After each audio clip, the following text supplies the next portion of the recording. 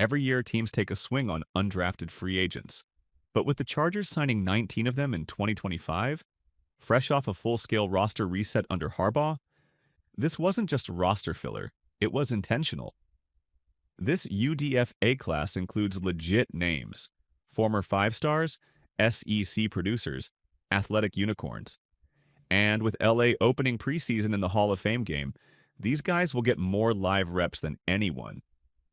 Today, I'm breaking down all 19 of the Chargers' UDFA signings and pointing out which ones actually have a real shot to make it. What's up, buddies? Welcome back. If you are new here, make sure you hit the subscribe button. We cover all AFC West news here on this channel. Let's kick things off at quarterback. DJ Uiagalelei is the name, you know? Former number 10th overall recruit, 5-star, crowned as Trevor Lawrence's successor at Clemson. But his path didn't go as planned. Uiagalelei transferred from Clemson to Oregon State, then Florida State. And now he lands in a packed quarterback room behind Justin Herbert, Taylor Heinicke, and Trey Lance. Realistically, the 53-man roster is out of reach. But with LA playing that early preseason game, he'll get real game reps. If he flashes, he's a strong candidate for the practice squad. Now to running back. One name stands out, Raheim "Rocket" Sanders. 2 years ago, he looked like a future day 2 pick at Arkansas. But injuries hit. Offensive scheme didn't help. After transferring to South Carolina, we started to see glimpses of the old Rocket. The book on him was that he's a straight line, gap scheme back. But at the Shrine Bowl, Sanders showed he can press the edge and make cuts on zone plays too. It's a loaded RB room. Omarion Hampton, Najee Harris, Kamani Vidal, Hassan Haskins. But of the UDFAs, Sanders may have the cleanest path to standing out. Next up, wide receiver. Luke Grimm out of Kansas won't jump off the page, but he should. At 5'11", he's a pure slot. His 4.46 isn't blazing, but he just gets open. Per PFF, he was one of the top short area separators in the Power 4 last season. The real edge for Grimm? Special teams. He logged over 170 snaps, including return duties. With Ladd McConkey and Darius Davis already locked into slot roles, Grimm is likely a practice squad guy. But show up in camp, and he'll be hard to ignore. Now to a hybrid. Stevo Klotz is listed as a tight end, but let's be clear, he's a fullback. At Iowa State, 6 feet 4 inches, 247, all Big 12 twice, he's a throwback. Think Ben Mason-style bruiser. The Chargers don't currently carry a true fullback. If Harbaugh or whoever calls plays wants to keep that role alive, Klotz has a real chance. Now the offensive line, 6 signees here. First, Savion Washington, an absolute giant. 6 feet 8.5 inches, 340 pounds, 34-inch arms. Built like a refrigerator. You'd expect run game dominance, but oddly he's flashed more in pass pro. After transferring from Colorado to Syracuse, he held up well. He's raw, but with swing tackle traits if LA can refine his run fits. Next, Corey Stewart. Took the long road. Started at Toledo, broke out at left tackle, then transferred to Purdue and held his own next to Marcus Mbao, now with the Giants. Stewart has reps at both tackle spots, may kick inside at the next level. A bit light at 314, but polished and technically sound. Then there's Jimmy Bell Jr. No football starts, but 35 basketball starts. He was Mississippi State's starting center on the hardwood before flipping to football. At 6 feet 9 inches, 330, with freakish movement skills, Bell trained at tackle at West Virginia. He's pure traits, no polish, but sometimes that's all it takes to get a shot. Next up, Nash Jones, a more traditional interior guy. 6 feet 4 inches, 320, and nasty in the run game. He's played inside and outside, but projects as a guard. Doesn't quite have the foot speed for tackle. With 4 interior OL hitting free agency next year, Jones is in a good spot to fight for a long-term reserve role.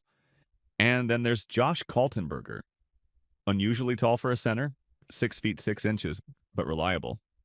Gave up just 6 hurries in Big Ten play. He has guard versatility and could be a steady camp body, eating up preseason snaps across the interior. Shifting to the defensive line, 4 names here. First, Tara Edwards, a true nose tackle. Wide base, heavy hands, eats blocks. Wanted another year at Illinois, but got denied eligibility. For LA, that's a win. They need nose depth, and Edwards brings legit strength, even if he's got vets ahead of him. Then Josh Fuga, who logged over 1,400 snaps at Virginia Tech in the B-gap. Not always a starter, but for 321 pounds, he moves well. He's got a shot at a rotational role if he shows pass rush juice in camp. Next, Garmon Randolph, the athletic prototype. 6 feet 6 inches, 265, long levers, smooth mover. Former tight end, moves like one too. But as a rusher, still raw. Just 10 career sacks. He's got burst and can drop into coverage. Now it's about building an actual pass rush plan. Finally, Kylan Guidry, almost the opposite of Randolph. Shorter, 6 feet 1 inch. Lighter, 235, but his first step is electric. A Egi Eges Otvanyolks Sazad 10-yard split. Had 7 tackles for loss and 3 sacks last year. If he can anchor versus the run, the burst gives him a real shot in sub-packages. At linebacker, Marlowe Wax is the name to know. Played through injuries all of 2024, but still produced. In 2023, 110 tackles, 4 sacks, 4 forced fumbles. If healthy, Wax can absolutely compete for a special teams or practice squad role. He's instinctive, physical, and ran a solid 4.62. 4 corners in this UDFA class. First, Nico Reed. Started at Colorado, transferred to Oregon when Dion arrived. Came in light, 155 pounds, but has bulked to 183. Still small for the boundary, but fits the nickel perfectly. Good instincts, physical run defender, and gets better every year. Next, Miles Purchase. Another nickel profile, 5 feet 9 inches, 203. Thick, twitchy, and fearless. Not a burner. 4.51. But diagnoses plays fast and flies to the ball. He'll get every shot to earn a depth role. Then there's Jordan Oladokun, brother of Chiefs quarterback Chris Oladokun. His journey, Iowa commit, then Samford, then Bowling Green. But here's what matters. Over 400 coverage snaps last year and didn't allow a single touchdown. That's production that buys you time, even without standout athleticism. Finally, Eric Rogers had some buzz around LA pre-draft. Long, physical, tested well, including a 6.843 cone. He plays best in man. He's a project, but the physical tools are there if he flashes early. And wrapping up with safety, Jalen Jones. He's a true hybrid, can play in the slot, box, or deep. Logged nearly 300 special teams snaps and ran a 4.52. Plays faster than that. He's directly competing with Trickweeze Bridges and RJ Mickens for a backup role. Starters are locked in. Derwin James, Alohi Gilman, Elijah Molden. But the final safety spot is open season. That's 19 names. 19 chances to make a dream happen. Most won't, that's just the truth. But every year 1 or 2 guys break through. Whether it's special teams, toughness, or just flashing when it counts. And with the Hall of Fame game giving them extra tape, the Chargers might just uncover another hidden gem.